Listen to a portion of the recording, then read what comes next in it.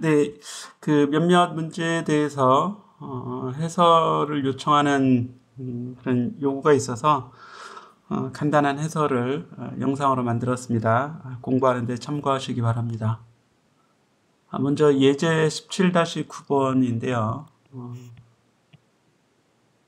여기에서 이제 이 10번 문제가 잘 모르겠다 이렇게 돼 있는데 A와 B는 여러분들이 이미 교재를 보고 아실 수 있을 테고요. 여기 이제 전기 용량을 구했죠. 그리고 축전기에 저장할 수 있는 이 최대 전하량을 구합니다. 이거는 이제 유전 종이의 유전 강도로부터 전하량을 구해낼 수 있습니다. 그래서 이 Q 값이 B번에서 이렇게 이제 구해지는 거고, 완전히 충전된 축전기를 전지에서 분리시켜 유전체를 제거하였다. 축전기 두 극판 사이에 새로운 전기장을 구하라 그랬는데, 이제 전기장을 구하기 위해서는 전하량을 알아야 됩니다. 그렇죠? E는 입실론 제로분의 이제 물론 시그마 이렇게 되죠. 이때는 이 10번에서 이제 완전히 충전된 건 최대 전하량으로 충전됐을 때를 얘기하는 거예요. 최대 전하량만큼 완전히 충전됐을 때 축전기를 전지에서 전원에서 분리시키게 되면 그 충전된 전하만 지금 들어있겠죠. 그래서 전하 밀도, 면전하 밀도가 A분의 Q가 됩니다. 그래서 이렇게 구한 값이 5.3 곱하기 10의 마이너스 4제곱 쿨롱 퍼 미터의 제곱이 되겠죠. 자, 그리고 이 두 극판 새로운 전기장을 구하라 하는데, 이 전기장을 구하면 입실론 제로분의 시그마로 바뀌죠. 이제 종이였다가 진공으로 바뀌는 겁니다. 또는 공기로.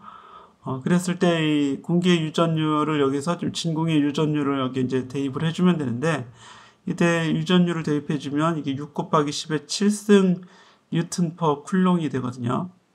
종이였을 때는 전기장이 이렇게 강하진 않고 B번에서 유전 강도만큼의 전기장이 될 텐데, 여기서는 이제 진공에서는 10의 7승이 6 곱하기 10의 7승이 되죠. 그런데 이제 공기는 유전 강도가 아마 3 곱하기 10의 6승일 거예요. 그러니까 그거보다 더 큰 전기장이 돼서 방전이 일어나게 되는 거죠. 이 공간이 견딜 수 있는 전기장보다 더 크기 때문에 이 종이를 제거하면서 실제로는 방전이 일어나게 된다. 이런 전기장을 갖지는 못하게 되는 거죠. 네, 이렇게 이제 예제를 정리하고 다음 우리 이제 요건 18장 문제입니다. 그래서 18장의 18번인데 A와 B번 문제만 출제를 할 거예요. 여기 이제 5X가 아니라 5옴과 25옴이죠. 5옴과 25옴의 두 저항을 병렬로 연결하고 여기 이제 100V를 건다 그랬는데, 여기 5옴의 저항이 하나 있고 여기 25옴의 저항이 하나 있고 이렇게 되어 있는 거죠. 여기에 100V의 전압을 이렇게 이제 걸어주게 되는 겁니다. 자, 이걸 이제 V라고 합시다. 등가 저항은 얼마인가 그랬으니까 이제 두 개의 저항을 하나의 저항으로 바꿔주면 되겠죠. 그래서 R분의 1은 R1분의 1 더하기 R2분의 1 해서 여기 이제 5분의 1 더하기 20분의 1이 되면 20분의 5가 되잖아요. 그래서 4분의 1이 되죠. 따라서 R은 4가 됩니다. 또는 합분의 곱을 해도 되겠죠. 20 더하기 5분의 20 곱하기 5 이렇게 하면 이렇게 바로 4가 되잖아요. 그래서 등가 저항은 4가 되는데 한 개의 등가 저항을 이렇게 바꾸면 이런 형태가 되겠죠. 100V. 그래서 여기에 흐르는 전류 I를 구하면 I는 R분의 V니까 25A의 전류가 흘러가게 되는 겁니다. 그래서 이제 전체를 흐르는 전류는 25A라는 걸 알 수 있어요. 그런데 이 전류는 여기 5옴을 흐르는 전류 I1하고 20옴을 흐르는 전류 I2에 합이 돼야겠죠. 근데 이제 어차피 5옴에게는 지금 100V가 걸려 있으니까 여기에 흐르는 전류 I1은 R분의 V 해주면 이게 20A가 돼요. 그렇죠? 그럼 I2는 얼마가 되겠어요? R분의 V 해주면 20분의 100이 되니까 5A가 되겠죠. 그래서 이 둘을 더해서 역시 25, 여기 25A의 전류가 흘러가게 되는 겁니다. 또는 연립방정식을 우리가 적용해서 구할 수도 있겠죠. 그래서 이 I1 더하기 I2가 어쨌든 25가 되고, 그런데 5I1은 즉 여기 걸리는 전압 5 곱하기 I1이죠. 5 곱하기 I1은 병렬이 되기 때문에 아래에 걸리는 전압 20 곱하기 I2랑 역시 같아집니다. 그래서 I1이 이렇게 구해주면 I1이 20이 되고 I2가 5가 되는 걸 알 수가 있겠죠. 그래서 이제 각각의 흐르는 전류, 위에 5옴을 통해서 흐르는 전류는 20A, 20옴을 통해서 흐르는 전류는 50A라는 것을 이제 구할 수 있습니다. 자, 이렇게 18일장에서는 이 정도의 문제를 좀 출제를 하도록 하겠고요. 물론 이제 예제도 보셔야겠죠. 다음에 이제 19장에 7번이 될 텐데요. 질량이 1.67 곱하기 10의 마이너스 27승 킬로그램. 그리고 전하가 이렇게 되어 있는데, 이건 아마 이제 양성자일 것 같습니다.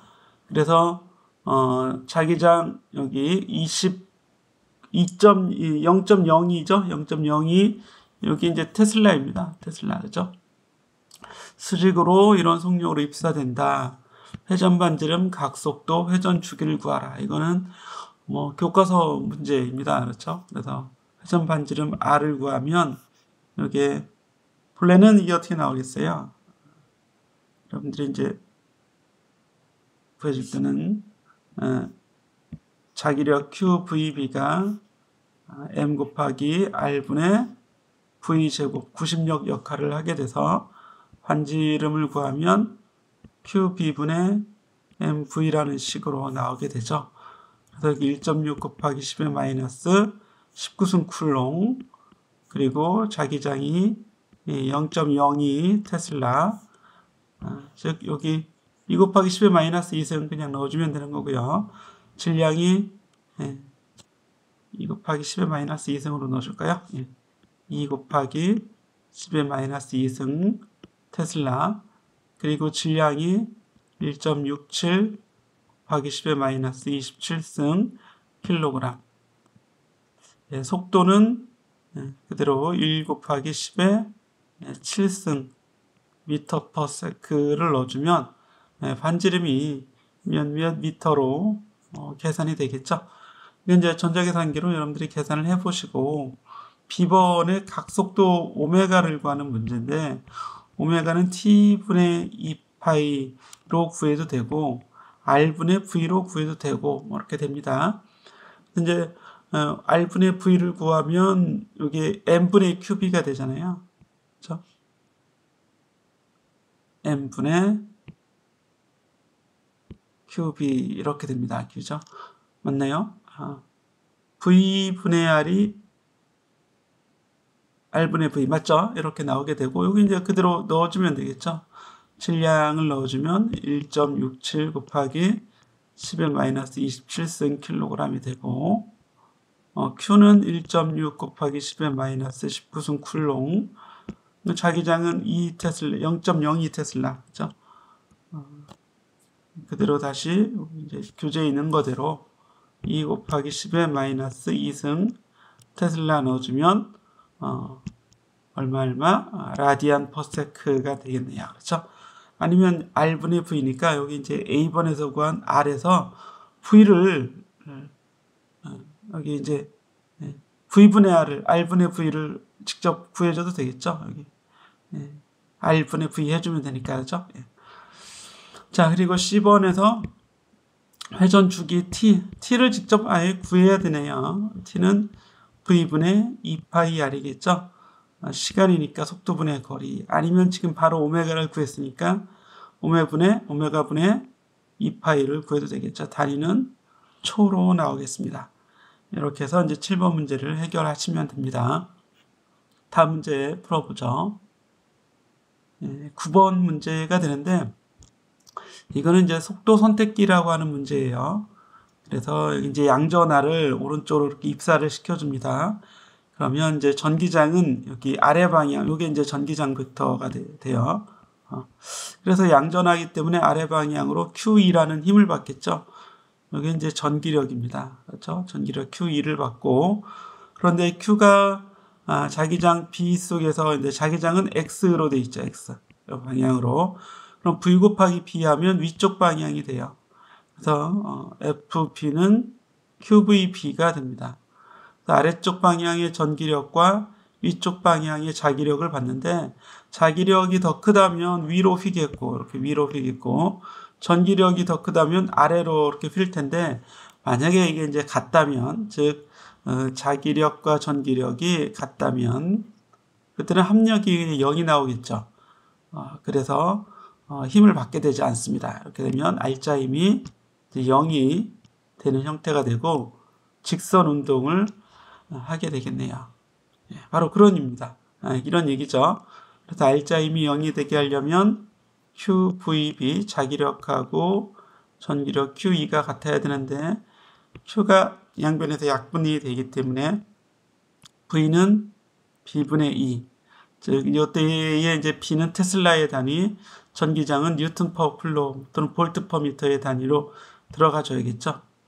그러면 이런 속력을 얻을 수 있습니다. 그래서 R자 힘이 0이니까 등속 직선 운동을 해서 그대로 이렇게 직선 운동에서 오른쪽으로 나오게 된다, 이런 얘기예요.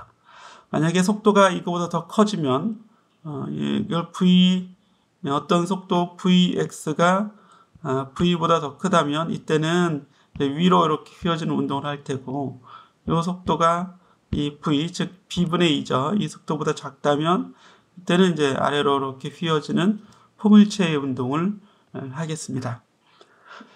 네, 이렇게 이제 9번을 보고 다음 문제는 17번과 20번 문제인데요. 다 자기장 문제가 되겠죠. 긴 직선 도선에 100A의 전류가 흐르고 있습니다. 이렇게 100A의 전류가 흐르고 있는데 10cm 떨어진 이 점에서 이렇게 움직이는 전류의 방향과 반대 방향으로 나란하게 운동하고 있는 전자가 있죠. 여기 전자가 있는데 왼쪽 방향으로 얘는 움직이고 있다. 이때 V가 10의 7승 미터 퍼 세크입니다. 흐르는 전류는 100A가 되죠. 자, 이때 전자가 받는 힘은 얼마인가 그랬는데, 전류도선이 있는데 왜 힘을 받을까요? 바로 전류도선에 의해서 전자가 있는 곳에 자기장이 만들어지기 때문이죠. 그럼 자기장은 이 전자가 있는 곳에 들어가는 자기장을 만듭니다. 그래서 들어가는 방향의 자기장 B가 만들어지게 되는데, 이 B의 크기가 2πr분의 μ0 I가 되겠죠. 그럼 자기장 속에서 전하가 움직이면 자기력을 받는데요. 이게 양전하라면 V 곱하기 B 하면 아래쪽 방향에 힘을 받죠. 양전하인 경우 지금 자기장이 이렇게 들어가고 있으니까요. V 곱하기 B 하면 아래쪽 방향인데 이게 전자니까 그거의 반대 방향이 돼서 위쪽 방향으로 힘을 받게 됩니다. 그래서 그 힘을 구해보면 QVB가 되죠. QVB인데 B는 바로 2πr분의 μ0 I가 돼서 이 크기의 힘을 그대로 구해주면 됩니다. 그래서 전해량은 1.6 곱하기 10의 마이너스 19승 쿨롱, 속도는 10의 7승, 여기에 2π 곱하기 R, 거리가 0.1m가 되겠죠. 10cm니까. 그리고 μ0가 4π 곱하기 10의 마이너스 7승 테슬라 미터 퍼 암페어가 되고 전류가 100이 됩니다. 이 값을 구하면 이게 바로 이제 뉴턴으로 나오게 되겠죠. 단위가. 이런 힘을 어느 방향? 저 위쪽 방향이죠. 도선과 같은 방향으로 도선이 있는 쪽을 방향으로 이렇게 이제 힘을 받게 되는 겁니다. 자, 이 전자가 도선의 수직으로 운동하고 있다면 얼마의 힘을 받겠는가 그랬는데, 이건 이제 수직으로 운동한다는 얘기는 위쪽이나 아래쪽도 수직이 되죠. 위쪽이나 아래쪽으로 운동하는 것도 수직이지만 나오거나 들어가는 것도 수직이죠. 근데 이제 위쪽이나 아래쪽으로 움직이는 경우에는 순간 힘은 이거랑 똑같아요. 그렇죠? 예. V가 그대로 B에 수직이 되니까. 그런데 이제 나오거나 들어가는 방향으로 움직이는 경우에는 자기장과 평행한 방향이 돼서 그때는 이제 0이 될 수도 있겠죠. 그렇죠? 예. 그래서 다시 이제 그래 보면 만약에 전자가 이런 방향으로 움직이고 있다면 그럼 자기장은 들어가는 방향이고 이렇게 돼 있죠. 그래서 V 곱하기 B 하면 왼쪽인데 이게 음전하니까 오른쪽으로 힘을 받게 되는 겁니다. 이런 방향으로 힘을 받게 되고, 만약에 전자가 아래쪽 방향으로 움직이고 있다면 이제 이게 V 곱하기 B 하면 오른쪽 방향이 되어야 될 것 같은데 음전하라고 했으니까 왼쪽 방향으로 힘을 이렇게 받게 되는 겁니다. 그런데 전류가 이렇게 흐르는 거죠. 그런데 여기 이제 전자가 들어가거나 나오는 방향의 속도라면, 그러면 이때는 B는 아예 B와 같은 방향이 되기 때문에 V와 B가 평행하기 때문에 FB는 제로가 돼야겠죠. 이렇게 이제 답을 좀 해줘야겠습니다. 자, 그리고 20번 문제를 풀어보는데요. 크기가 3, 5, 15가 되겠죠. 15 곱하기 10의 마이너스 4승 미터 제곱인 이런 넓이가 되겠습니다. 그렇죠? 여기에 200번에는 200번 감긴 직사각형 고리가 0.9, B가 0.9 테슬라가 되는 거죠. 예. 자, 이때 최대 토크가 0.15 뉴턴 미터라면 이런 데서 최대 토크는 어떻게 구해요? 최대 토크는 NIAB였죠. AB. 그래서 뭐를 구할 수 있어요? I를 바로 구해낼 수 있습니다. 좀 지우고 한번 해보도록 하죠.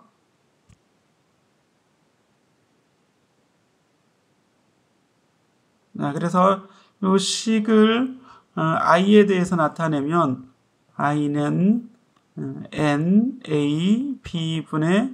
타우가 돼야겠죠. 타우는 0.15가 되고 N은 200번이라고 했습니다. 그리고 A는 15 곱하기 10의 마이너스 4승 미터 제곱이 돼야 되고 B는 0.9가 돼야 되죠. 그래서 단위는 암페어로 이렇게 나오게 될 거예요. 이제 A번은 이렇게 여러분들이 직접 해결하시면 되고, B번의 자기장이 코일의 면과 이루는 방향이 25도라면 토크는 얼마인가 그랬는데, 여기 이제 도선이 이렇게 있을 때 도선의 방향과 자기장이 이루는 각도, 요게 25도라는 얘기인지, 면과 이루는 각도, 예를 들어서 이렇게 이제 이 면의 평행한 방향과 자기장이 이루는 각도가 25도라는 얘기인지 이게 헷갈려요. 그렇죠? 이게 주어져 있지 않기 때문에 이걸 이제 명확히 하고 답을 구해야겠죠. 그러니까 답에는 어떻게 되어 있는지 모르지만 첫 번째 이런 여기 II라고 하자면 첫 번째 I의 경우에서는 토크는 원래 NIAB 사인 세타죠. 그럼 사인은 여기는 얼마가 되겠어요? 이게 25도라니까 그대로 25도 되도록 계산을 해주면 되고, 두 번째에서는 타우가 NIAB에서 요건 사인 얼마가 돼야 돼요? 여기가 25도니까 여기는 75도가 돼야겠죠. 그래서 75도로 우리는 요 A와 B 사이의 각도가 바로 A가 면적이 바라보는 방향과 이 자기장 사이의 각도를 넣어줘야 됩니다. 그래서 요거일 수도 있고 요거일 수도 있고 여러분들이 그래서 이 B번과 같은 문제는 코일의 면이 바라보는 방향과 자기장이 이루는 각이 이렇게 나와 있어야 되는지, 면과 수평인 방향과 면과 평행인 방향과 자기장이 이루는 각이라고 나와 있어야 되는지 불분명한 문제가 되는 겁니다. 자, 여기까지인가요? 이렇게 해서 예제 문제하고 연습 문제, 여러분들이 요청이 있는 문제를 풀어봤습니다.